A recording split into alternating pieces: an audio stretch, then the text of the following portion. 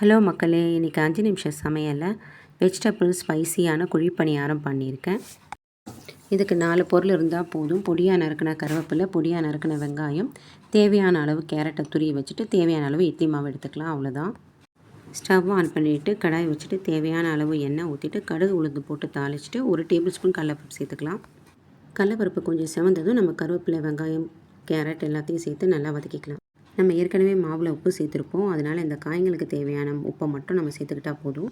கூடவே 1/4 ஸ்பூன் மஞ்சத்தூள், 1/4 ஸ்பூன் பெருங்காயத்தூள் சேர்த்துக்கணும். காரத்துக்கு நான் 1 டேபிள் ஸ்பூன் சிக்கன் மசாலா சேர்த்துருக்கேன்.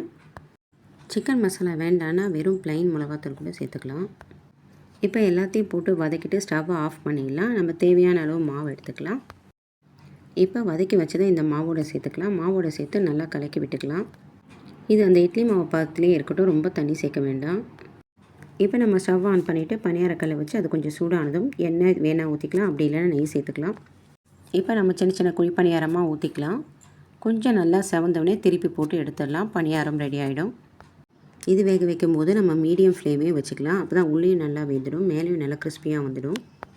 இன்றைக்கி என்ன டிஃபன் செய்கிறது அப்படின்னு யோசிக்கிற சமயத்தில் இந்த மாதிரி ஒரு டிஃப்ரெண்ட்டான ஸ்பைசியான வெஜிடபிள் சேர்த்த குழி பணியாரம் ட்ரை பண்ணால் பிள்ளைங்களுக்கும் கொஞ்சம் வித்தியாசமாக இருக்கும், பிடிக்கவும் செய்யும்.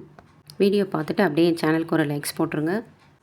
ஓகே மக்களே, நம்ம அடுத்த 5 நிமிஷம் வீடியோவில் சந்திக்கலாம்.